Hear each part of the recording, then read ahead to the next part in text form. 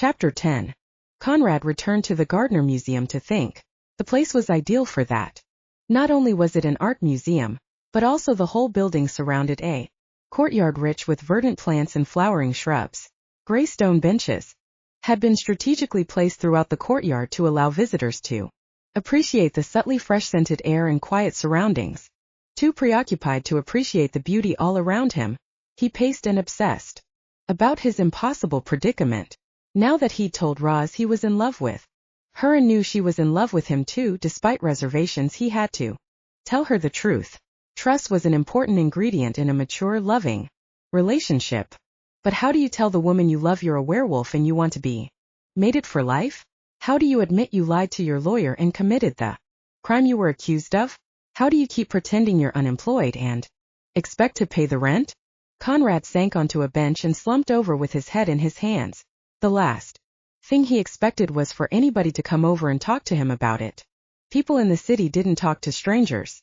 If you were on fire, they might stop to put you out, but they might also walk right past you, glaring at you for having the nerve to disrupt their thoughts. That's why he jumped, startled, when he felt a touch on the back of his head. As he whipped around to see who was standing behind him, he felt a sharp prick of pain in his scalp. A few of his hairs had been yanked out by a toddler. The child's mother rushed over, pushing an empty stroller. "Oh, I'm so sorry. I thought it was safe to let him walk off. A little energy here." Conrad smiled, relieved that no one wanted to chat his ear off and simply wanted to pull his hair.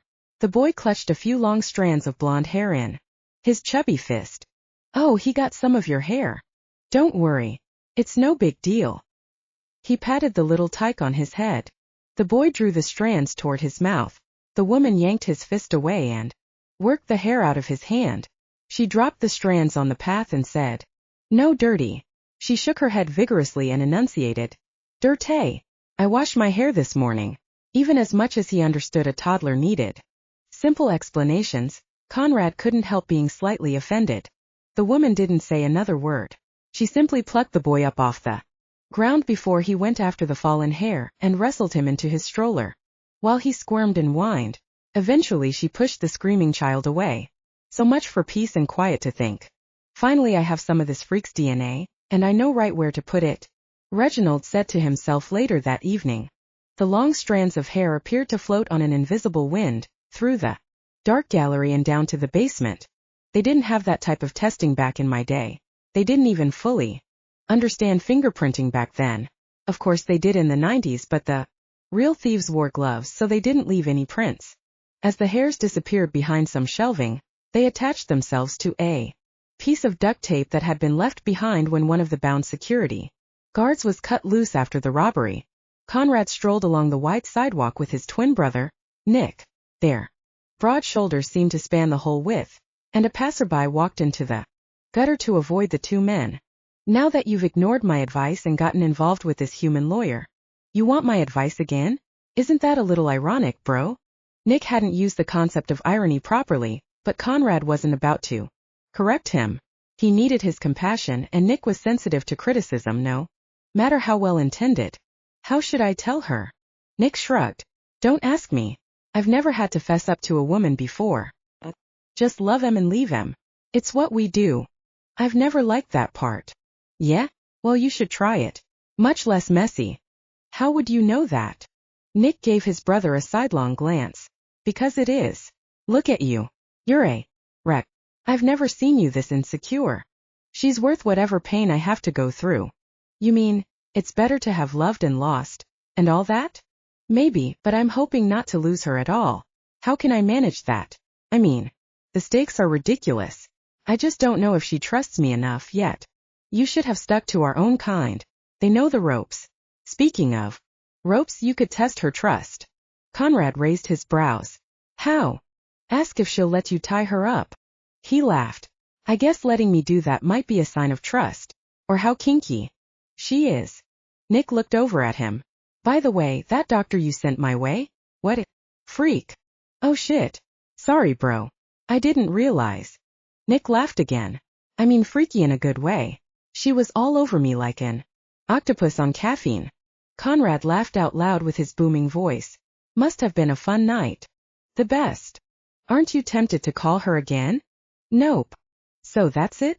You're just going to dump her and let her wonder why? Nick raised an eyebrow. What would you suggest?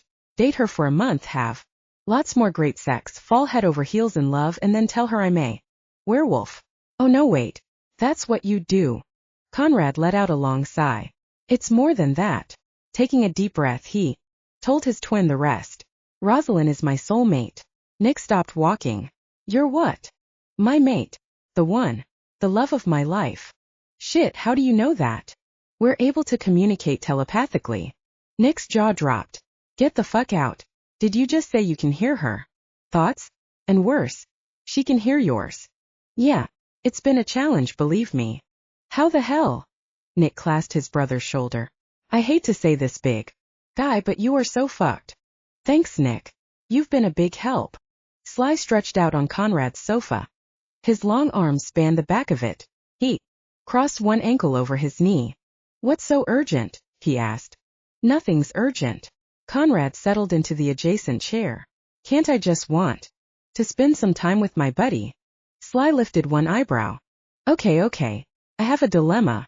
I thought you might be able to give me some advice since you went through it recently. Sly cocked his head. I did. What are you talking about? Conrad smiled. I know you told Mary about your being a vampire. Now I have to tell her best friend I'm a werewolf. And then if I weren't her father and she weren't married, we could double date. Sly mocked. Conrad reeled. What the? Incestuous visual aside, that's, oh, you're kidding. Again. Sly laughed. Of course I am. I just couldn't resist yanking your chain. You sound like an adolescent talking to his older, more experienced friend about girls. Conrad's lips thinned. I'm sorry. You had a dilemma. I shouldn't have poked fun, but you have to admit it broke the ice. Conrad leaned against the back of the chair and blew out a long breath as he stared at the ceiling. Sly said, Come on. Give me a break. It's not an easy subject to discuss. Tend to joke around instead of getting overly serious. Conrad bent forward with his elbows on his knees. Tell me about it. Sly's voice softened. Naturally, I was afraid of what she'd say. Or do. But Mary's not like other girls. She has the heart of a lion but the compassion of Mother Teresa. And she's open-minded. I know she had doubts even so. I think because you and I had saved her from that rapist, she was predisposed to trusting you. That probably didn't hurt. She did feel indebted to both of us. But when I expressed my concern about her relationship with Falco, she showed me what she was made of. Sly shook his head wistfully. Just like her mother. How did you tell her? I didn't. Nathan did. All I had to do was tell her he was right and try to dispel the myths. Shit.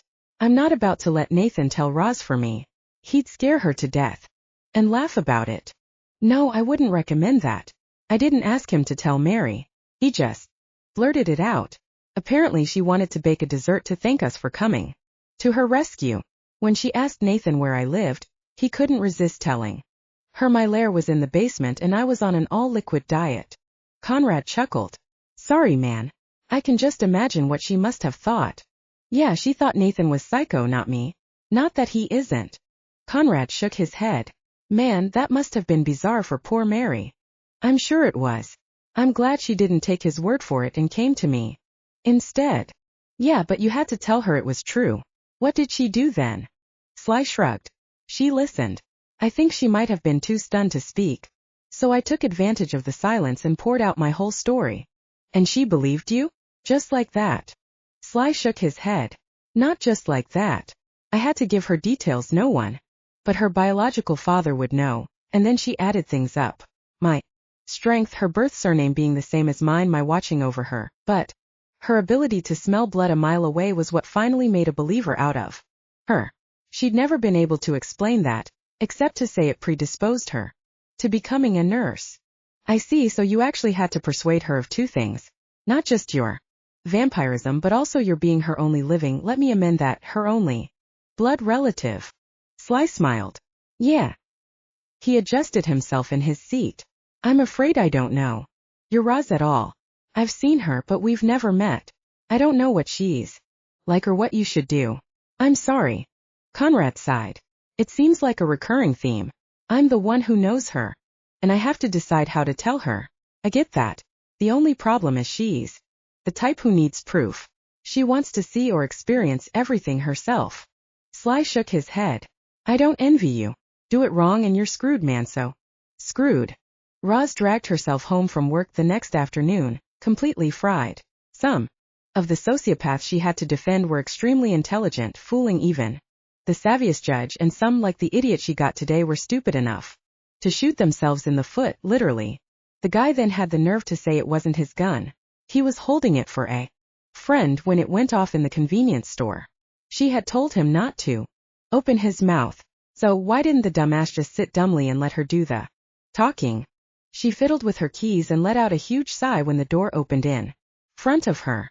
Nathan was exiting the building and held the door open for her. Thanks. I don't know if I would have had the strength to open the damn thing if you hadn't come along. He stared at her. Were you hit by a truck? She chuckled. No, I just feel like I was. You look like you were too. Oh, nice. Thanks, Nathan. Where are you coming from? Work. Anxious to get rid of him, she said. Well, you have a good evening. Yeah, I will. My job must be a lot easier than yours, and sometimes I come home dead tired. She didn't care what he meant by that comment. She slogged past him to her apartment door, still looking for her keys. Before she had the key in the lock, she remembered scheduling her girl time with Morgane for that evening. Ah, crap. All she wanted to do was fall face first on her bed and sleep until morning. But when she thought about it, a nice massage and some aromatherapy might do her a lot of good. Once in the door, she dropped her purse on the sideboard and hung up her coat. Keeping her keys in her hand, she'd ride the elevator to the 3rd floor. Today, even though ordinarily she'd walk the 3 flights of stairs and call it exercise, heavy footsteps sounded on the stairs. She no sooner relocked her door and spun around than Conrad came into view. First his thick, muscled thighs, then his taut black t-shirt that showed off his abs and pecs, and then his, what? The. Conrad's long blonde hair was gone. His chest and shoulders were no longer covered with a curtain of gold. Instead he sported a tousled style still longer than most men wore, along with his always present facial scruff. Holy heck. Roz had never seen him looking so good. She must look all the worse because of it. Roz. Oh no. He spotted me. No chance to duck back in and close the door quietly so he'd never know I was here. How's the ankle? Oh, much better. Thanks. Why do you look so nervous? Is everything all right? You cut your hair. I almost didn't recognize you. He grinned. Yeah, you like. He turned his head left and right so she could take in the whole thing. The sides were swept back, but it was hard to say where the rest was going. It certainly wasn't parted anywhere. I love it. When and why did you cut it? A couple hours ago. I was just in the mood for something different. I hope you sent the rest off to Locks of Love. They makes wigs for children with cancer. I'd hate to think of all that gorgeous hair just going into the trash. Actually, I have it upstairs. I figured I'd donate it, but I didn't know where to send it. Morgane and I were about to go to a day spa and salon. I'll ask if the people there know. Maybe we can send yours and Morgane's at the same time. His eyes widened. Morgane's cutting her hair too? Maybe. She's getting a whole makeover and asked me to go with her. I can't. Wait. Oh. His face fell. What's wrong? We weren't planning to go out until tomorrow morning's date. Skydiving, right? Yeah. But I thought maybe I'd see if you were free tonight. Her heart leapt. He couldn't wait until tomorrow to see her? Suddenly it occurred to her why, and she gasped. Were you going to tell me your secret? Is that why you cleaned up? He smiled. It's no big deal. Go have your fun and I'll see you tomorrow. You still want to try jumping out of a perfectly good airplane? Roz bit her lower lip but smiled. I committed, so I'll see it through. Mean it would be too easy to chicken out, right? Right. Well then give me a kiss and I'll see you in the morning. I could come up tonight after I'm all relaxed and cleaned up.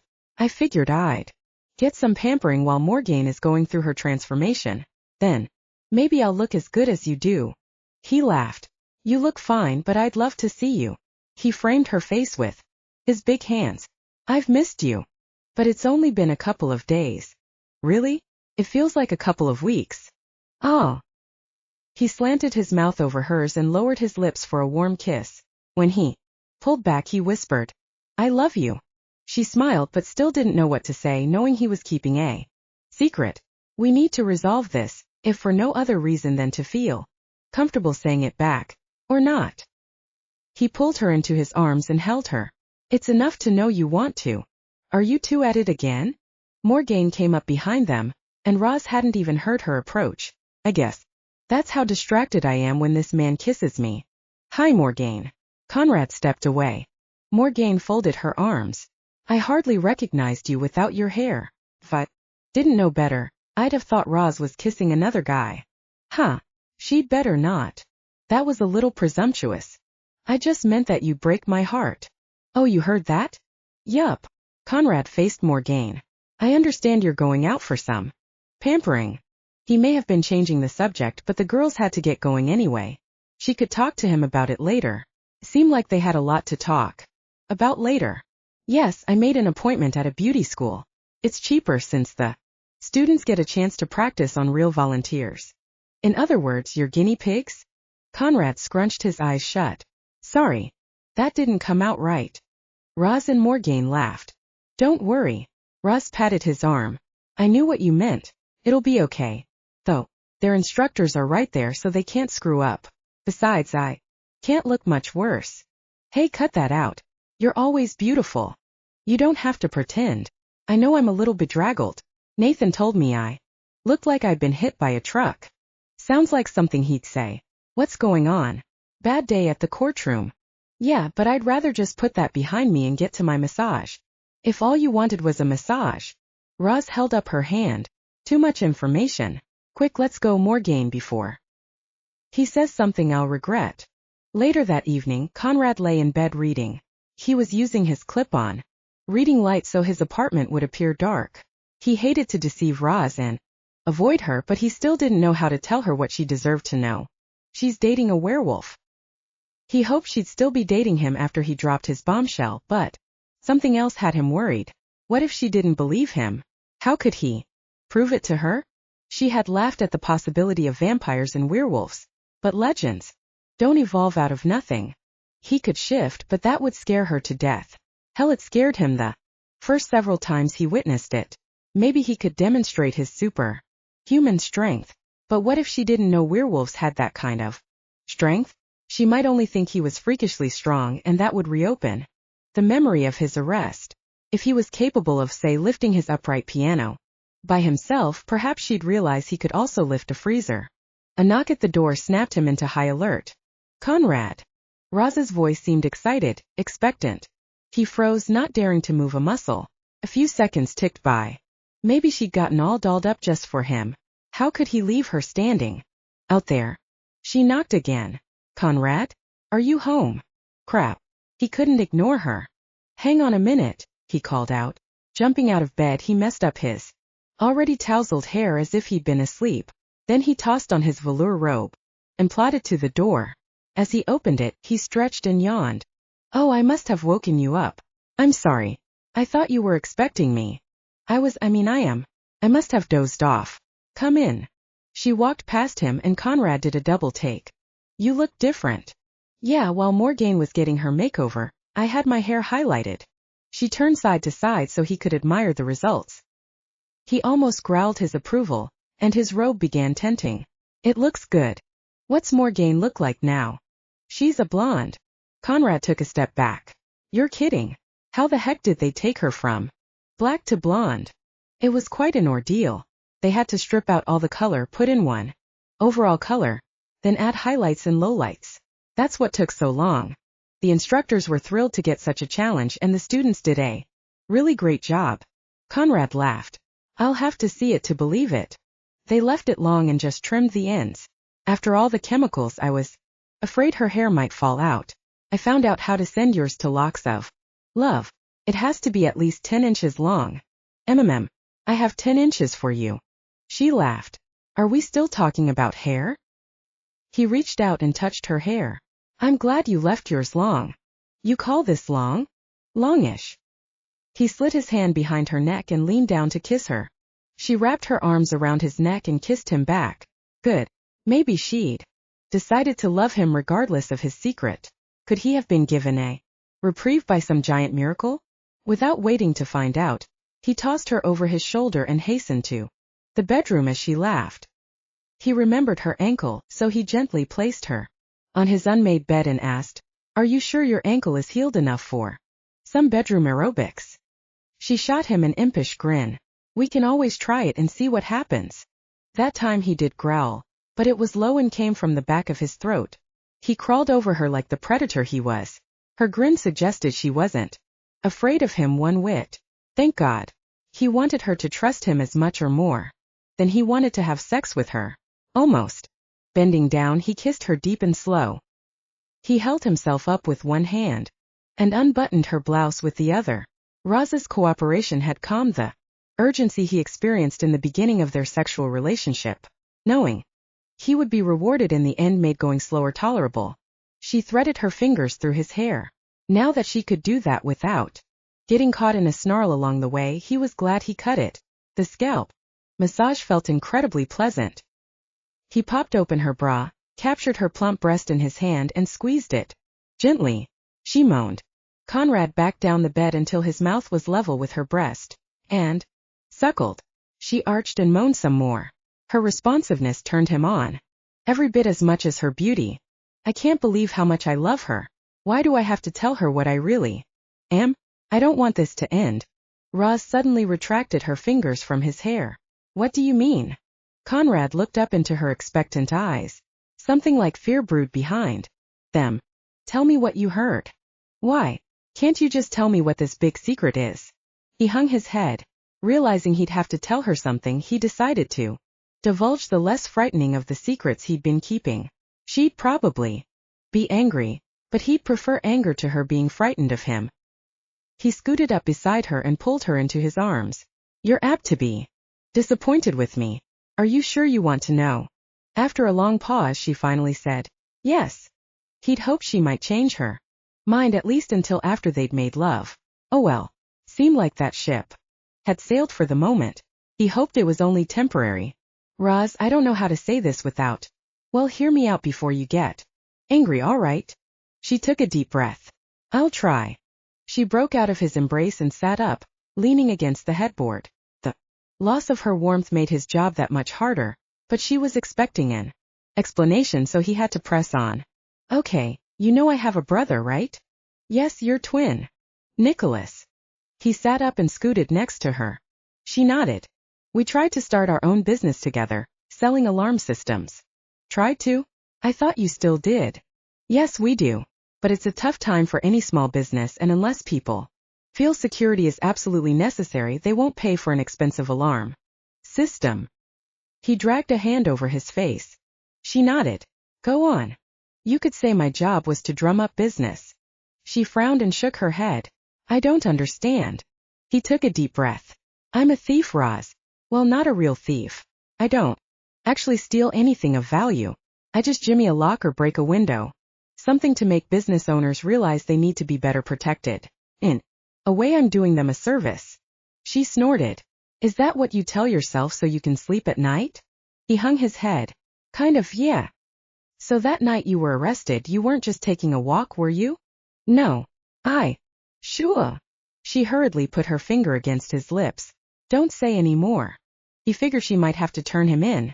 There might be some kind of lawyer's pledge or something, but he was willing to go to jail if she did.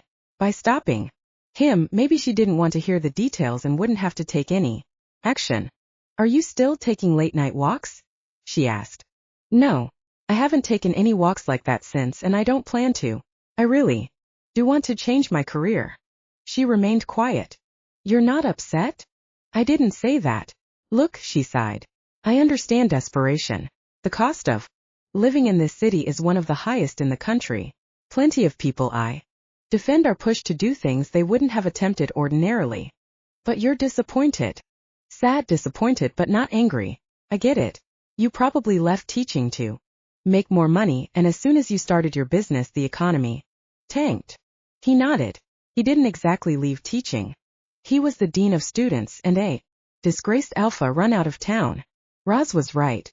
He would never have started down his path otherwise, but when business had started to flounder, he and Nick had to resort to desperate measures.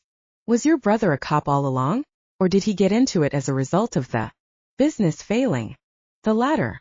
He knew a couple of guys on the force and they thought he might be well suited to the job. How about you? Did you ever think about going into law enforcement? No, that's not for me. Or, as my brother would say, I'm too much of a softie.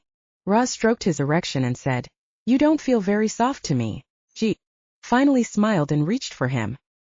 He practically dove into her arms and held her tight. Do you forgive me? As long as it's all in the past. It is.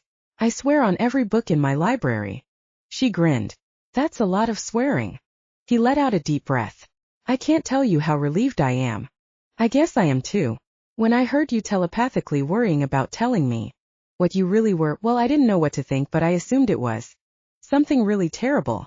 Before they went too far down that road, he tackled her and set out to finish what they'd Chapter 12. Ouch, oh, ouch, ow, ow. Conrad hit pine tree branches, taking the impact to his face and body as he tried to protect the poor guy strapped to his back. He was fairly sure he could survive a hard fall. He didn't know if his instructor could. At last they stopped falling and bounced, suspended above the ground.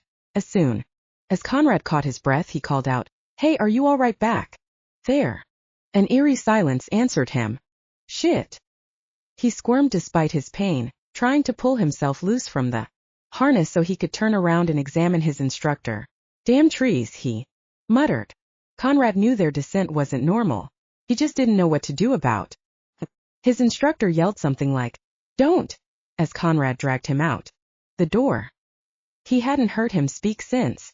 But Roz had screamed in fear. He had to be sure she was all right and reassure her and himself. People ran toward them shouting. He groaned and didn't know if he should call out that they were okay or not. He was cut and bruised but breathing. He couldn't speak for the man strapped to his back. When the first two guys got to them, they called out, Are you all right? Conrad answered, Yes, I think so, and waited an anxious moment. At last a shaky voice behind him said, Fuck, what the hell? Curtis, yelled a guy from the ground. Are you okay? What happened? The guy behind him spoke in exhaled breaths. Student panic bailed too. Soon hit my head, managed to pull the drogue before I passed out. Came to just now. Roz and her instructor were among the last to arrive. She looked up at them with wild eyes. Help them, she cried. One of the onlookers said, They've got to be 50 feet up. It would take anyone a while to climb, even a professional tree climber. Hey guys, if I throw you a knife, can you cut your way out? I'll give it a shot, Conrad called down to them. He felt blood trickle down his face. They might fall. Roz cried. Wait, they're not far in. Maybe the fire department can reach them. Conrad's hearing was so acute, he could understand what people were saying on the ground, even when they were whispering among themselves. Roz's instructor nodded. Good idea. Besides, it's against protocol to climb down from a tree landing. Roz looked around at the small crowd that had gathered and asked, Can someone call 911 and ask them to bring a ladder truck? I will, one of the female employees said. She pulled a cell phone from her vest pocket. Roz turned to the woman and said, Have them bring a couple of ambulances too. They could have internal injuries. No ambulance for me, Conrad yelled. I'm fine. The moon was almost full again and he'd heal fast. Besides, he couldn't afford an ambulance ride and hospital bill. He swiveled his head. You okay, buddy? My head hurts and feels like it's about the size of Mount Rushmore. There are 4 heads on Mount Rushmore. Exactly. He groaned. Roz turned to the woman with the cell phone and whispered, Don't listen to my boyfriend. He's in shock. She just nodded and walked a few steps away while she spoke to the dispatcher. I'm not in shock, Roz. I'm fine, really. 1 ambulance will do it. She looked startled. Oh yeah, he wasn't supposed to be able to hear her whisper from so far away. He'd have a hard time explaining that unless he sent a message to her telepathically. You're upset, darling. I know that. I can hear it and sense. Please don't worry. I'm all right. Really. The tree broke my fall. And you broke your instructor's fall, but he sounds like he's badly hurt. You might not feel it right now because of the adrenaline, but you have to get checked out. She crossed her arms and tried to look tough. I mean it. Unfortunately, she only looked more adorable, and he couldn't say no. He sighed deeply. Okay, you win. A hint of a smile curved her lips. I guess skydiving's off the list. You were so right. His instructor was being kept overnight for observation, yet Conrad had broken his fall. The hospital reluctantly discharged her stubborn boyfriend, even after he had refused an MRI to check for internal bleeding. Roz had tried everything she could think of to reason with him and make him stay, but he just kept saying he was fine. He sure as hell didn't look fine. His denim jacket sleeves had been shredded. He was cut and bruised all over his face, and yet he wouldn't let anyone lay a hand on him. He wouldn't even let the doctor stitch the gash on the side of his temple. Once it stopped bleeding, and it seemed to stop quickly. A few butterfly bandages kept it from starting again. Roz hoped that was a good sign.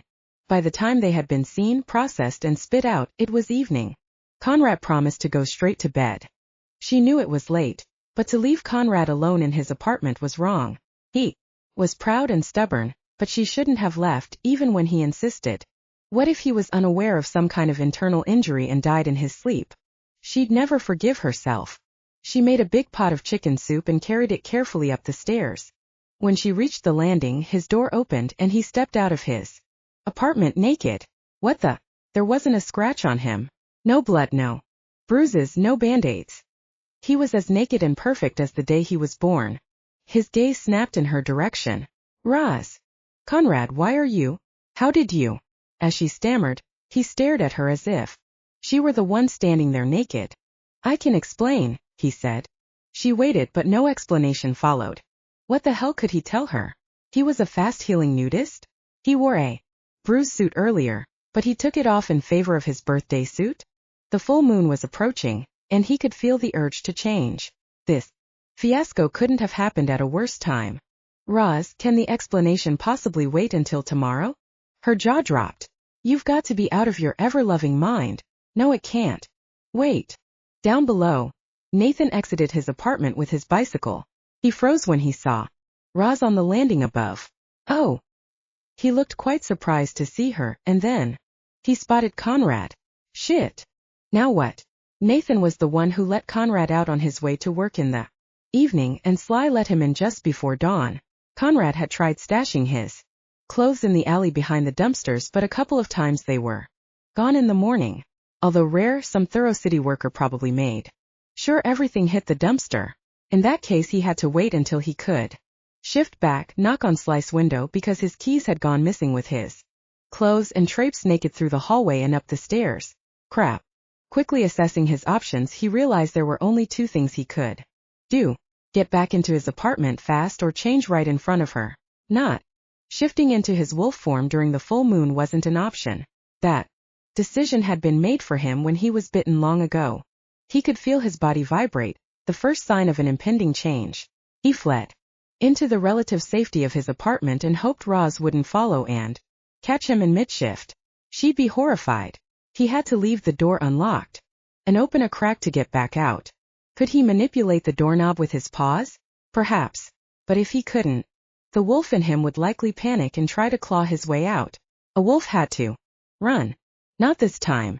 If she saw him change, it would be more traumatizing than to think he had a pet wolf scratching and howling at the door, so he retreated and slammed the door.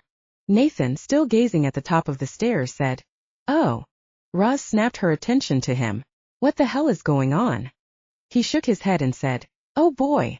Roz set the pot of soup beside Conrad's door and scurried back down the stairs for an in-your-face interrogation, which she'd occasionally done with the most tight-lipped criminals. "Nathan, you know something about this, don't you?" Nathan didn't lose his cool. He cocked his head and answered, "I'm not known for my discretion, but in this case I'm going to forget what I saw, and I suggest you do the same." "Forget what I saw?" Her voice rose. "Forget? How can I? I'm not just concerned about his coming out of his apartment stark naked. A few hours ago, he was badly bruised, cut, and bleeding. Now there's not a mark on him. What the hell is that about?" He shrugged. "What can I say? Some of us are fast healers." He started to wheel his bicycle past her, but she grabbed his collar. "Oh no, you don't." He pried her fingers off and calmly said, "I'm afraid I can't stay and chat. I'll be late for work." A tiny bit of sanity returned. She couldn't keep him there against his will. With a deep sigh, she stepped back and let him go. He opened the door but stopped to fiddle with something on his bike. Now about Conrad. She heard some type of faint grinding noise coming from upstairs and then a whimper. She dashed back up the steps and tried his door. To her surprise, it opened. Sitting in front of her was a big dog. It looked like some kind of scruffy German shepherd, but the biggest one she'd ever seen. She'd have been afraid. Except that with his tongue hanging out, he looked like he had a big goofy grin on his face. Huh, who are you, boy? Should she pat this strange dog or not? His eyes looked friendly, but his jaw appeared powerful enough to snap her arm like a twig. The door across the hall opened, and Dottie came into view. What's all the racket out here? She demanded. Roz turned toward her and stammered, Oh, She was trying to think of what to say when the big dog ran around her legs and bounded down the stairs. Dottie threw her hands in the air. Darn it. I told Conrad to get rid of that wolf months ago. What the heck is it doing back here? Nathan called up the stairs. I'll get rid of him, Mrs. F. He opened the door and the dog or wolf or whatever ran off. Nathan followed him out and let the door slam. Puzzled, Roz turned back to Dottie. Wolf? That was a wolf. Dottie didn't answer. She marched across the hall and banged on the door jamb, because the door was already open. Conrad, come out here. They waited. No answer. Roz said, Should I go in? Dottie raised her eyebrows, smiled, and said in a syrupy way, I suppose you'd be welcome any time since he's your boyfriend. Go ahead. I'll wait right here.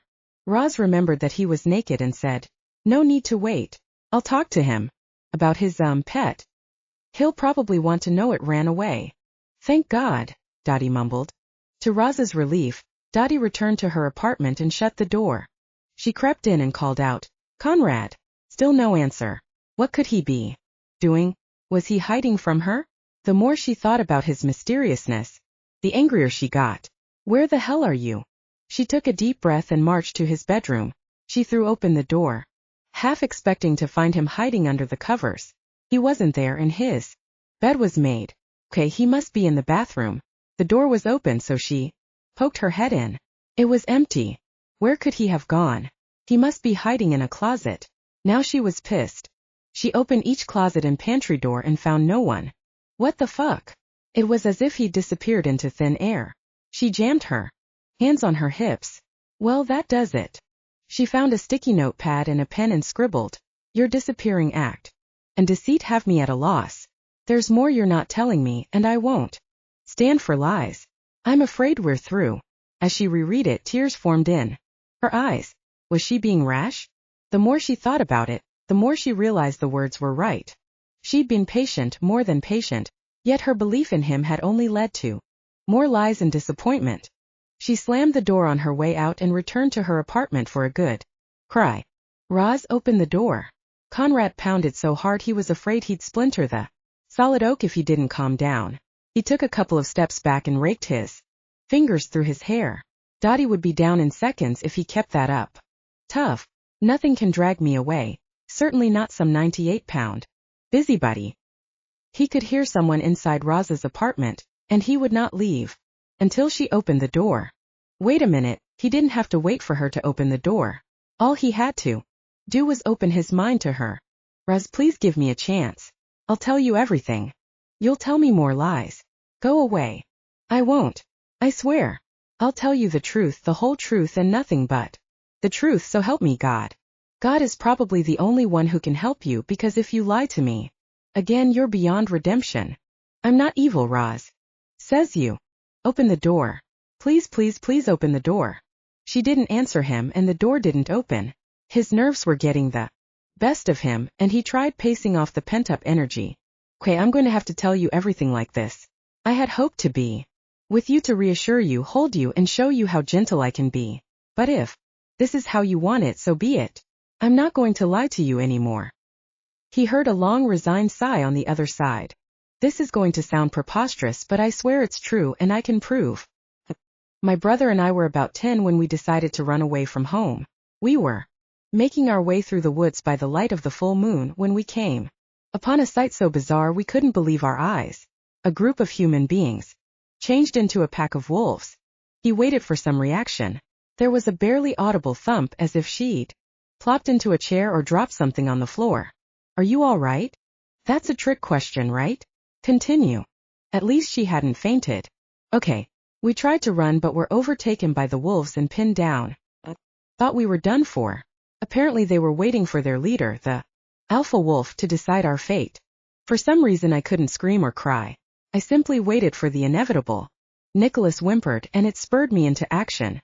It was bad enough that I was about to be eaten if I could spare my brother. Well, I punched and kicked and fought as hard as I could to get to him.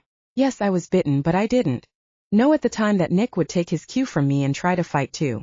We were both bitten and clawed and thus infected with the same lupin toxin that had infected the rest of the pack.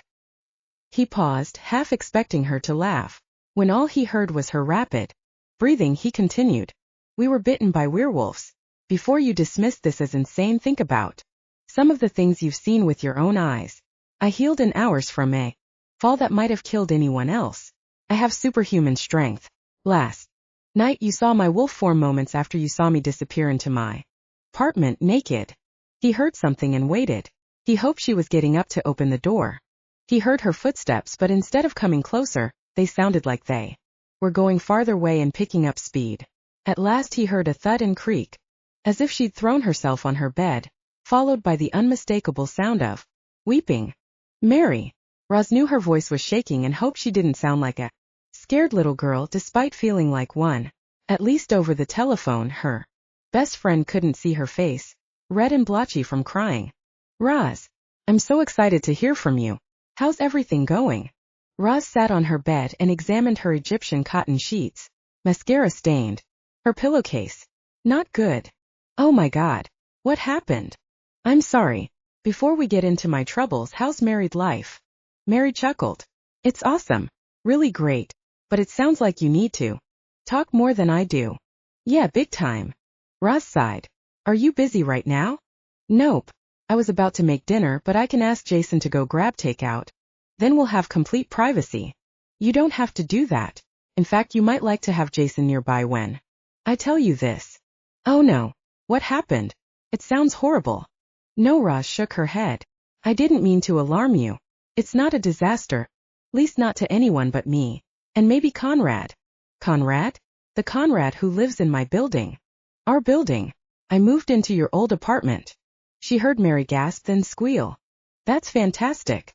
I can't wait to get home and welcome you with a big hug. Yeah, I was going to save it for a surprise, but now her voice broke and she couldn't continue. Sobs rose to the back of her throat and threatened to burst out. Roz, what is it? She coughed. We fell in love. I was so happy. Then, her throat clogged. Again. How the hell do I tell her the love of my life is a werewolf? Mary made a soft, sympathetic sound. Oh honey, whatever happened, I'm on your side. You know that, right? There are no sides. It's not like that. She sniffed. Somehow she had to find the courage to tell her. The only person who might understand this was Mary. Do you remember when you told me about Jason's secret? God, yes. I'll never forget it. You were so brave and understanding. Thought you'd call the men in white coats on me, but instead you just listen. I can't tell you how much that meant. Well, maybe now you can return the favor. Conrad was holding something back. And I knew it. I didn't want to push him because she was going to say, the best thing that's ever happened to me, but knew she'd choke up if she said the words. I'm sorry.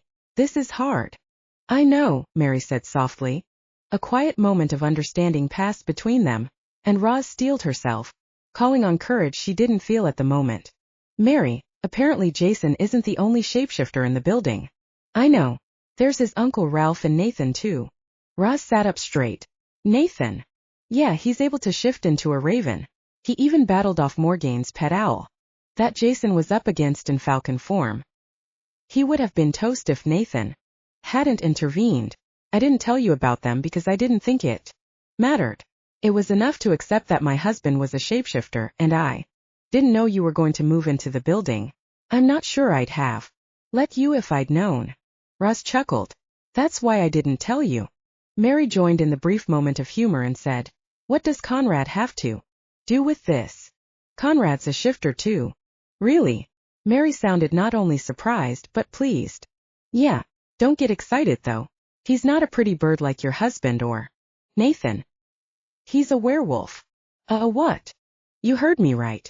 A werewolf. A big furry doggy with huge teeth and supernatural strength. Not the kind you'd want to sit on your lap.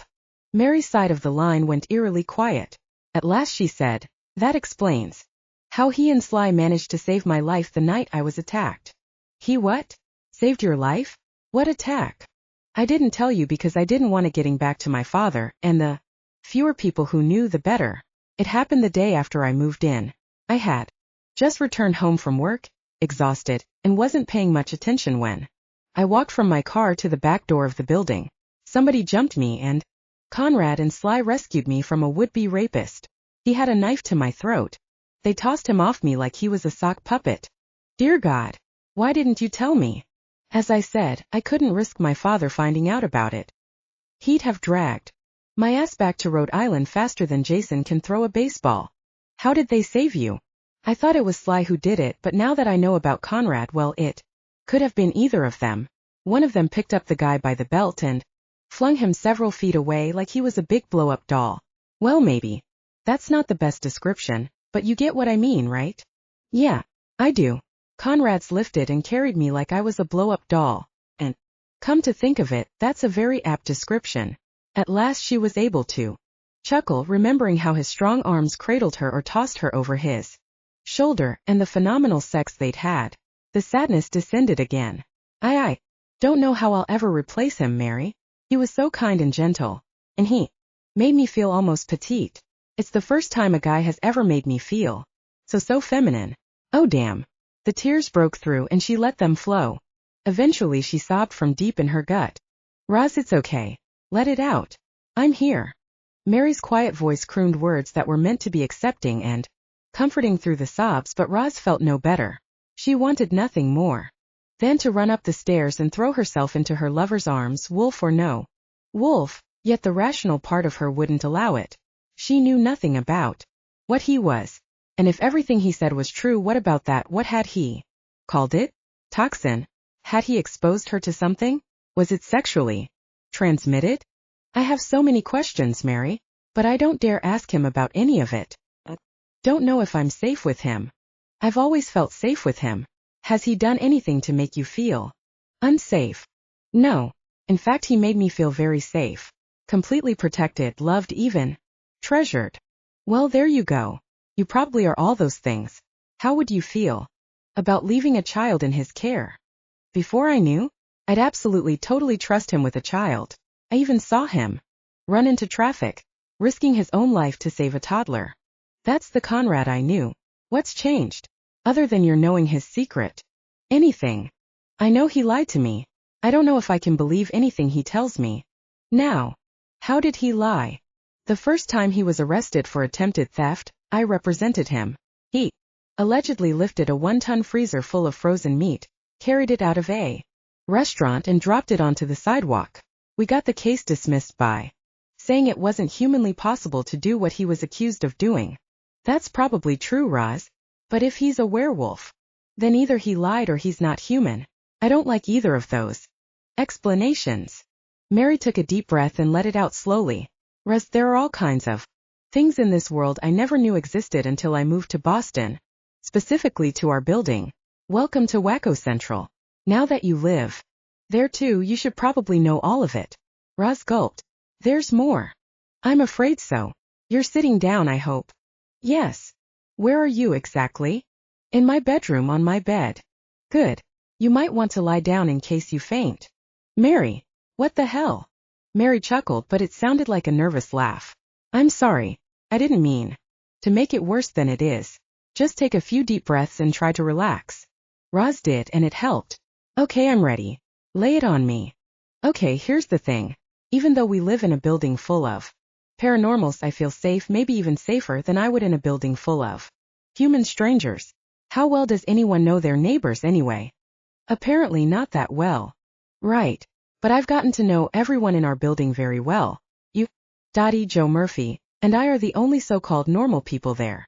Roz took in the information and ticked off the names of the other residents out loud. Okay, I know about Jason, Nathan, and Conrad, so Ralph.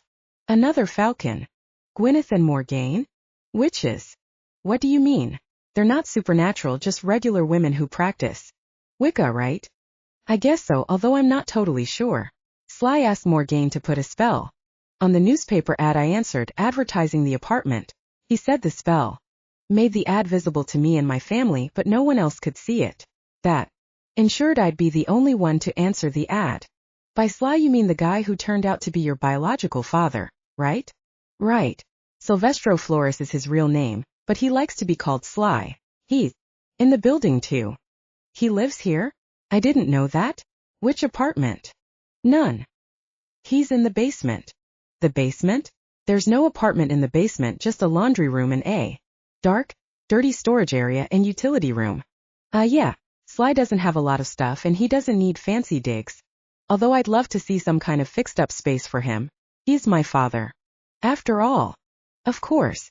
Let me get this right. If you, Dottie Joe, and I are the only guaranteed humans. Mary interrupted. No guarantees. Roz groaned, but continued her inventory. And Gwyneth and Morgane are witches, and Jason and Ralph are shapeshifting falcons, and Nathan's a shapeshifting raven, and Conrad's a werewolf. That would mean Sly is a vampire. Roz froze in shock. Her throat constricted, or she would have yelled. What? Mary must have interpreted her silence, though. He's a vampire. Don't worry. He doesn't feed on the neighbors. Roz's head spun. Finally, she understood why Mary wanted her to lie down. Chapter 13. Roz had invited Morgane to her apartment for a cup of tea, hoping to get a little perspective on the Wolfman in apartment 2A. She carried an antique silver tray to the living room and set it on the coffee table. 2 bone china cups filled with constant comment tea steamed and scented the air with a fragrant orange aroma. What a beautiful tea set, Morgane commented. It was my grandmother's. I'm happy to finally have a use for it. No one has fancy teas anymore. Well, I'm glad you brought it out. I hope you didn't go to too much trouble. Morgane lifted her cup and blew on the hot liquid. No, don't worry. I'm not the kind to make watercress finger sandwiches. Roz stuck her pinky finger out as if to make the point. Morgane chuckled. No, I'm not either. Roz couldn't get over the change in her friend since her makeover. Are you getting used to your new look? Morgane took a sip of her tea and smiled. Sort of. I'm used to getting negative attention for the goth stuff. Now because I'm a blonde I'm getting the opposite kind of attention. It's weird. Oh really? Sounds like a good thing to me. Maybe I should have gone even lighter. Morgane grinned. How did Conrad like the highlights? Just the mention of his name sent a knife through Roz's heart. She set down her teacup. He liked them, but we're not. She took a deep breath and forced the words past her lips. We're not seeing each other anymore. Morgane gasped. What? My goddess. What happened? Roz was unprepared for such a strong reaction. Morgane, I had to call it off. He lied to me. Morgane stared at her, open-mouthed. When she finally spoke, she didn't ask what he lied about, as if she already knew. Well, of course he did. Roz blinked. What do you know about it? And how? Duh, psychic, remember? Roz had to chuckle. Okay, so if you know what he is, maybe you know what I should do about it. Morgane reached over and squeezed Roz's hand. Put yourself in his shoes. You had the kind of secret he has, would you blab it to everyone you knew? Right off the bat. That thought stopped Roz for a moment. I'm not just anyone, Morgane. I was his girlfriend. Morgane shook her head. You were a lot more than that, sweetheart. You were his mate. There was that word again. He'd said that a couple of times. Well, not when he thought I could hear him. It confused me. Morgane's lips thinned, and anger brewed in her eyes. Her expression made Roz uncomfortable. If he'd chosen me for his mate, I'd be damn grateful. He's one of the few men who never judged me. Instead, he picked you. And it sounds like you've judged and condemned him and tossed away any hope he ever had of a happy life. What? Roz frowned. What are you talking about? Wolves mate for life. Or didn't you know that? And no, I didn't, she said in a small voice. Morgane placed her hand on her hip. Well, at least you know he's monogamous. Roz straightened. Mary had said the same thing about falcons. Would knowing that information have made a difference? But there's still the physical danger, isn't there? Clearly you know nothing about wolves. They don't attack humans unless they're protecting themselves or their families. Tell me what you do know, she demanded. Well, that's what I thought. You didn't bother to find out, did you? It was such a shock. How often does a girl hear that she's been dating a werewolf? Morgane took a deep breath, as if finally remembering Roz's point of view. Look, it couldn't have been easy, but I pushed him to tell you. I don't know how he went about it, but I guess he wasn't all that tactful. What did he say? Roz felt tears forming. Yes, she had jumped to conclusions. No, she didn't know the first thing about it, but a werewolf? What was there to know? Well, Roz looked up and realized Morgane had asked her something. What was it? Oh yeah, she wanted to know how he told her. We went skydiving and his parachute failed to open properly. He came down in the trees so hard I thought he was dead. Honestly, my heart was in my throat. He was bruised and bloody, but thank God he was alive. Only a few hours later, I caught him naked in the hallway without a mark on him. Morgane leaned toward her. And that's bad because? Well, because he lied to me. He pretended to be a normal guy. So it would have been better if he'd crashed and died. No. Look, I'm more confused than ever. I don't know what to believe anymore. Does he turn into a monster at the full moon? Am I in danger? What if we had kids? Would they be normal? Would they be in danger if he shifted? Morgane's look was cold. And you never bothered to ask him about any of that, did you? A sudden ruckus in the hall alerted them to trouble. Roz stood but didn't know if she should get involved or not. Morgane strode to the door and opened it wide. 2 cops had Conrad in handcuffs and were wrestling him down the stairs as he tried to explain some kind of mistake. Look, I don't know what kind of evidence you think you have, but I'm innocent and I can prove it. Tell it to the judge, buddy, one of the cops said. I don't want it to get that far. There's got to be something I can do to convince you I didn't do it. Roz stepped into the hall. What are you accusing him of, officers? Look, lady, it's none of your business. Conrad froze and stared at Roz. The cops couldn't budge him another inch. It might be her business. Roz Iser was my lawyer. Great, you saved a phone call, the other cop said. Roz tried to stay calm. What are the charges? Conrad didn't wait for the cops to provide details. They're accusing me of the 1991 Gardner Museum heist, Roz. Her head jerked. What? Morgane stepped into the hall behind Roz. That's impossible. He's been helping me solve the case. So, one of the cops said as he tried to push Conrad toward the door. Ever heard about criminals returning to the scene of the crime? Morgane grabbed Roz's arm and shook her slightly. Do something. I know he didn't do it. I'd have picked up on that in a heartbeat. Roz shook her head. There's nothing I can do if they have a warrant. The first cop said, we have a warrant, all right, and if your client doesn't come with us right now, I'll add resisting arrest to the charges. Conrad's gaze dropped to the floor. He could probably break out of the handcuffs and toss the officers aside easily, but he wasn't even trying to do that. Okay, I'll go, but you're making a mistake. Roz, for the love of God, if I ever meant anything to you at all. Even though she still had plenty of unanswered questions, she could answer one of them easily. Yes, he meant something to her. She might wish he didn't, but she'd be lying. I'll meet you at the station, she said softly. Conrad hung his head and rested his clasped hands on the small table in front of him. It seemed like he'd been waiting an eternity for his lawyer to show up. Had she decided not to represent him and had to find someone else? So, could he blame her? At last the door opened and Roz walked in. She wore her professional gray suit, tortoiseshell glasses, and her pretty highlighted hair was gathered in a bun. Their gazes met briefly, but she quickly shifted it to the papers in her hands as she sat down. Mr. Wolfenson, we're looking at a high-profile grand jury case. More seasoned lawyers may offer to represent you. Are you sure you want a public defender? I want you to represent me. I need someone I can trust. Then I'll need to ask you a few questions. Of course. Do we have to be so formal? She shuffled the papers as if trying to organize them. Conrad, don't respond to my telepathy out loud. As you can imagine, we're being watched. She folded her hands and raked her stare over him as if sizing him up. I think I may have an idea about what happened. I'll have to get you out on bail. so we can talk privately with each other and with Morgane." He sat quietly, trying not to react. According to this, the Gardner Museum's curator was made aware of some new evidence. Upon following that lead, you were named as a suspect, or at least someone who might be complicit in the robbery. I'm curious what that evidence could be. Where were you at the time of the robbery? Newton, Massachusetts, I suppose. I lived and worked there. I was probably sleeping in my apartment. That's still close enough to have been involved. Damn.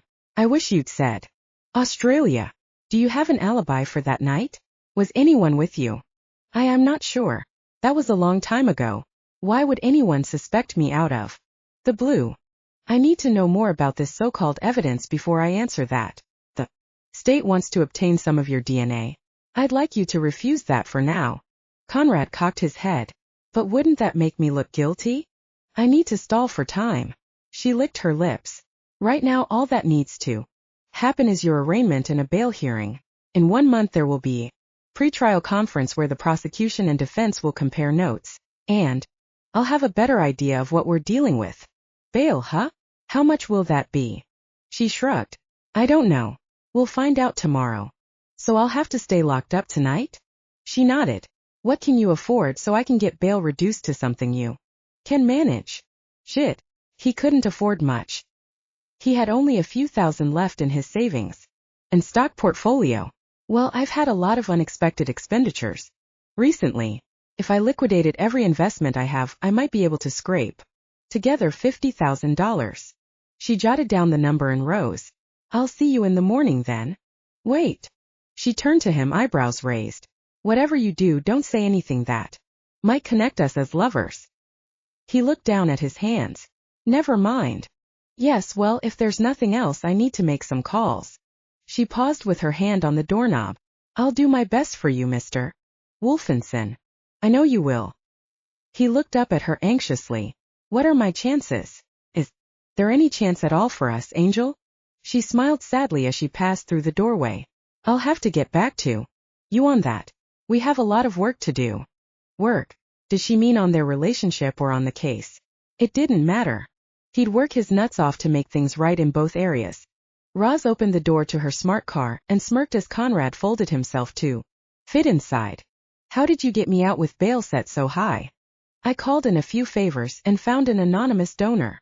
She had been saving that money for a down payment on a condo, damn it. This is a high-profile case. I had to agree to include a team of publicity-seeking lawyers. She started the car and pulled into traffic. That's not a bad thing, though. The more power players sitting on our side of the aisle, the better. Conrad swallowed. As long as you're the one doing the talking, I guess it'll be all right. Do you think Reginald has something to do with this? That's a theory I intend to look into. I asked Morgane to expect us to drop by. What a schmuck. I'd like to wring his virtual neck. You need to stay the hell away from that museum. And every other art museum.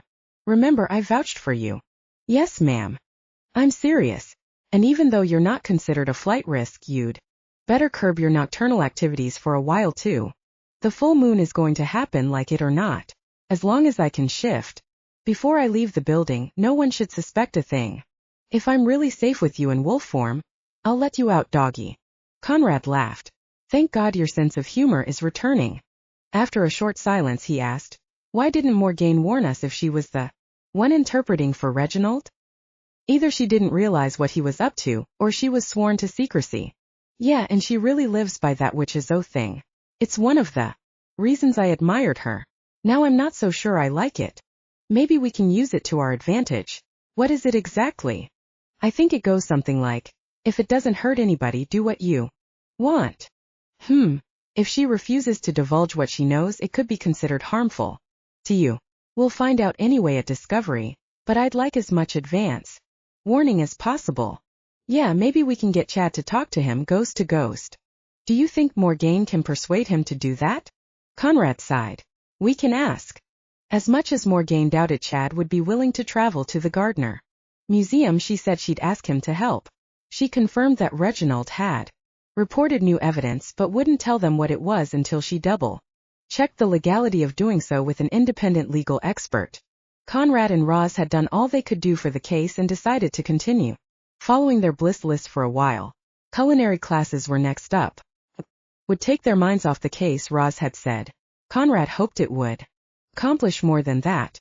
At her apartment, picking her up for their cooking date, he said, "Thanks for agreeing to another date, Roz. I don't know what changed your mind, but I'm not going to look a gift horse in the mouth." "Are you calling me a horse?"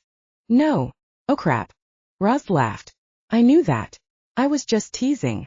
Conrad gulped. "Don't do that. I feel like I'm walking on thin ice with you as it is." "You are." She looked down pensively. "But I talked to a couple of friends. They seemed to think I was being a jerk." "You were scared, not a jerk." "I would have been frightened too."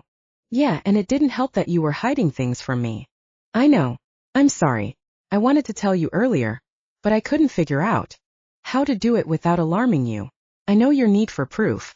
I guess I was scared of losing you. So you waited until I fell for you, and then you gave me the good news. Guess what, Roz? You're dating a werewolf. How was I supposed to deal with that?" He eyed her sadly. "I know. I should have prepared you for it somehow. I just couldn't come up with the right words." "I'm not sure there are any right words. Now that you're willing to listen, you can ask me anything and talk to me about your feelings. I promise not to hide the truth anymore." "Really? You promise?" "It's hard to hide anything from each other now that we have the dubious gift of telepathy." She chuckled. "By the way, did you ever find out what that weird ability is all about?" He took a deep breath. "As far as Nick and I know, it only happens between true mates. And are werewolves like regular wolves, in that they mate for life?" He leaned over and rested his forehead against hers, looking right into her eyes. He said, "Yes, you're the one, Roz. I'll never look elsewhere." She spoke under her breath. "I'm so confused." "What did you say?" She moved so she could look up into his eyes. "I don't know what to say." "Say you forgive me." "I forgive you." He lifted her off her feet and kissed her. "Whoa, put me down. Still don't think I'm strong enough to carry you?" He held her a few inches off the ground. She chuckled. "No, I just prefer to feel the floor under my feet." He set her down. "Want to skip the class and—" He nodded toward the bedroom. "Maybe later. We paid for the class and I really do want to find another career. Roz Wells can't take many more strange cases. Besides, I think I'd enjoy the culinary arts. Even though my case might make you a famous lawyer? Especially so. I hope it will be my last case, Conrad. The public will be rooting for the prosecution. They want a fall guy, someone to punish. If I succeed in getting you off, and I intend to, I won't be popular." "Crap. I'm sorry. I'm not. I really want and need another job." She looked at her watch. "We'd better get going. Maybe I'll become a famous chef instead. That I could live with. And after, maybe we can cook up something spicy in the bedroom. That I could live with." Roz smirked. Horn dog. Even though Roz still wondered about her sanity, being with Conrad felt right. All the way to the class, Conrad had spanned the short distance between them. In Roz's car to stroke her thigh or touch her hair. Each time she glanced over at him, he was smiling and his eyes seemed sincere. In class she tried to concentrate on what the chef was saying, which was not an easy task, when 15 of them stood arm against arm along the crowded prep counter. She remembered how Conrad's warmth seeped into her when they first met. If anything, she was even more aware of it now. The chef was French, arrogant and short. Didn't matter. She'd brave anyone, even a jerk with a Napoleonic complex, for the chance to change her profession. "Sweetheart," Conrad whispered. She gazed up at him and lost herself in his eyes. "Yes. All these knife techniques are great, but I'm barely able to concentrate. All I can think about is you. I'm afraid I'll chop my fingers off." She stifled a chuckle. "Pay attention then," she whispered back. "We need your fingers." He grinned and slipped an arm around her waist. When he pulled her close and kissed her on the forehead, the instructor looked over at them. "Excusez-moi, am I interrupting you?" he asked with obvious sarcasm. Conrad cleared his throat. No. Sorry." Roz elbowed him playfully and pulled her attention back to the matter at hand. "Yes, chopping veggies without chopping off one's digits, always a good idea. Now everyone take the vegetables in front of you. Use the proper knife to seed and chop them. I'll come around and watch each of you." Roz picked up the small paring knife and cut open a green pepper. She glanced over at Conrad and noticed he was using the huge butcher knife for the same job. Yup, one of them hadn't been paying attention. The gentleman with the blonde hair. What is your name? Conrad stopped struggling with the pepper. Conrad. Well, Conrad, are you inventing new ways to seed a pepper? Perhaps you can explain your reason for using the largest knife in front of you. Yeah, I have big hands. The class tittered. Roz grimaced. We pick our instruments based on the size and texture of the ingredients, not our thick, meaty hands. Oh, I guess I'm not very good at this. The chef frowned. All you need to do is watch and repeat the technique I use. Exactly. Okay, I'll try to do better. The annoying man sighed and moved on to the other students. Very good. I'm glad some of you managed to watch and learn. When you all have your vegetables prepared, we'll move on to meat. At last everything they needed for the recipe was ready, and they were instructed to split into pairs and find a stove. Next they had to add olive oil to a large frying pan and turn on the gas. Conrad sneaked over to Roz and copped a feel as he poured the oil. She squirmed and giggled. Finally she slapped his hand away. When he lit the burner, a huge flame shot up, setting off the fire detectors, and Roz's hair began to blaze. Crap! I must have missed the pan. Roz ran to the sink to fill a pan with water, not realizing her hair was burning. Conrad tackled her and patted out the fire with his bare hands. The chef yelled, "Stop! Turn off the gas. I'll get the fire extinguisher." Roz bolted back to the stove and shut off the gas, but the flame continued to burn. The chef charged toward them with the extinguisher and sprayed foam all over their stove, covering their meat and vegetables. He set the fire extinguisher down and crossed his arms. I'm afraid you two must leave. When you can pay greater attention to food preparation than to each other, you can come back. Damn, Conrad muttered. I'm sorry. Are you sure we can't have another chance? Another chance to burn down my kitchen? I think not. The chef tipped his nose in the air and waited for them to gather their things and go. As they entered Roz's apartment, Conrad said sheepishly, Roz, can you forgive me for ruining the cooking class and your hair? I'll cook dinner for you and pay a hairdresser to make up for it. You don't have to do that. I want to. I feel really awful about it. Seemed like you were getting more out of the class than I was. She set her purse down. I'll get over it, since all I learned to do was chop stuff. If we stay together, you'll probably get nicely cut up meals. I can't guarantee their taste, though. That's fine.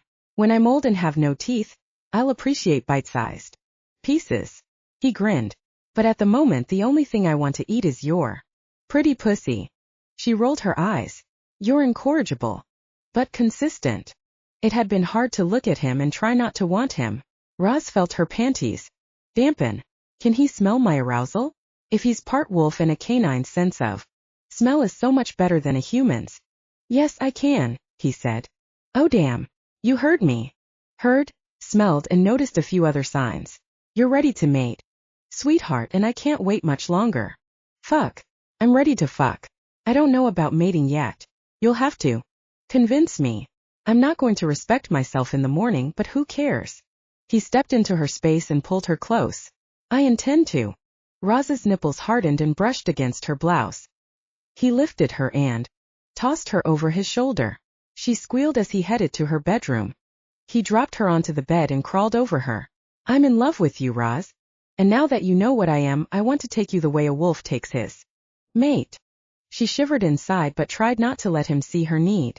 And exactly what does that mean? Doggy style. Appropriately named. He laughed as he began unbuttoning her blouse, but his hands shook. Was he nervous? Afraid of rejection? If what Morgaine had told her was true, he had a lot at stake. Here, let me. It'll save time. He jumped off the bed and stripped out of his jeans and t-shirt before she reached the last button. You seem as eager as you did when we first made love, she noted. I am. It's been a while, sweetheart, and I can hardly wait. I've missed you. She nodded at his huge erection. I can see that. At last her blouse was unbuttoned, and she sat up so she could remove it. Everything was taking too long in Conrad's estimation. As soon as it was off, he reached behind her, popped open her bra, and flung it across the room. He pushed her onto her back and began to suckle her breast as he tugged open the zipper of her slacks. She moaned her pleasure, and he stripped her in seconds. Well, I thought it would save time if I did it myself. Clearly I was wrong about that. He leaned back to take in the view of Roz's naked body. Dear Lord, I've missed seeing you like this. Like what? Nude. Nude, ready and primed, waiting for me to take you and make love to you as my own. Eventually his fingers slipped into the crevice at her apex, and she shuddered. The sensation. Oh, how I've missed this. Me too, sweetheart. Would she ever get used to the intrusion on her thoughts? At least they weren't able to hear every little nuance that traveled through each other's brains, but when a strong thought voiced itself to one of them, it was as if the thought occurred in the other one's head too. What had he said that was about? True mates? Didn't she have a choice in this? By the time he lapped her bud, she was so sensitized she yelped and her body bucked involuntarily. She grasped the pillow and stuffed it over her face in hopes of stifling the scream she knew was coming. He flicked his tongue over her mercilessly, until she was vibrating inside and gripping the sheet with her other hand. Sooner than expected she came apart. At last, when she settled down and removed the pillow, her hair, except for the back, flew out in soft straight strands from the static electricity. She peered up at Conrad. He was grinning. Pretty proud of yourself, aren't you, stud? He chuckled. If I accomplished my goal of giving you the best sex of your life, then yes, I'm darn proud. Of course we're not finished yet. He nudged her legs open with one knee and crawled up between them. Are you ready for me, Angel? She could have offered to give him some oral too, but not only was she still spent, she also wanted to let him show her the best sex of her life. Hey, that was his goal after all. Who was she to get in the way of a man's goal? She bent her knees so she could lift her hips to meet him and then remembered something. Didn't you want to take me doggy style? You look tired. He cocked his head. Of course I could let you lie back and relax while I make love to you now and then flip you onto your knees and do it all over again later. She giggled. Pretty sure of your endurance, aren't you? He hung his head. Yeah, maybe I'm being overconfident. It's been quite a while and I can't wait to get inside you. Then don't. His gaze shot to her eyes. What? Don't? What do you mean don't? I meant don't wait. Fuck me now. He exhaled audibly. Thank God. Without waiting for anything to happen that might change her mind, Conrad positioned himself at her entrance, and in one smooth motion plunged inside her. He let out a low moan of satisfaction and stayed fully seated, as if savoring the moment. Roz welcomed his heat as he stretched and filled her. How she'd missed him.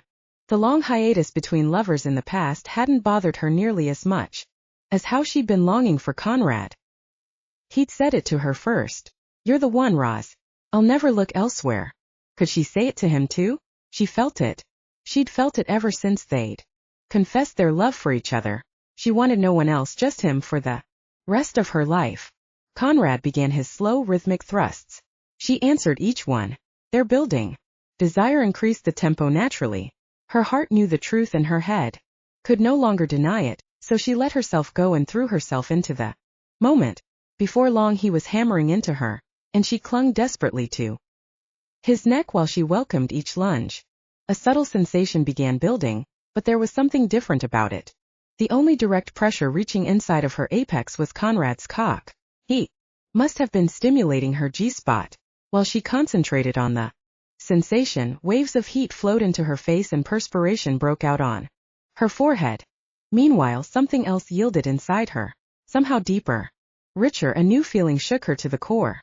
Tears filled her eyes, yet she didn't know why. Conrad let out a soft grunt, and the pistoning gave way to a few jerky motions. At last he stilled and collapsed. Oh God, he groaned. When she didn't answer, he levered himself up on his elbows and gazed at her face. Shock registered in his eyes. What's wrong, Angel? Nothing. She sniffed. Not a damn thing. Everything's right, except you're a werewolf. He inhaled deeply. We're back to that again, are we? She chuckled, realizing that she must be confusing the hell out of him. No. It's not like that. I don't know.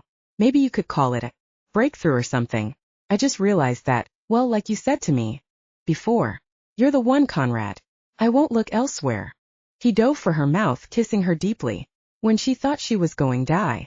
If she didn't take a breath, she pushed against his chest lightly and he broke the kiss. Phew, she said and panted. He smiled. I know. She ran her fingers through his hair. God knows how we wound up together. Werewolf and the human. The lawyer and the thief.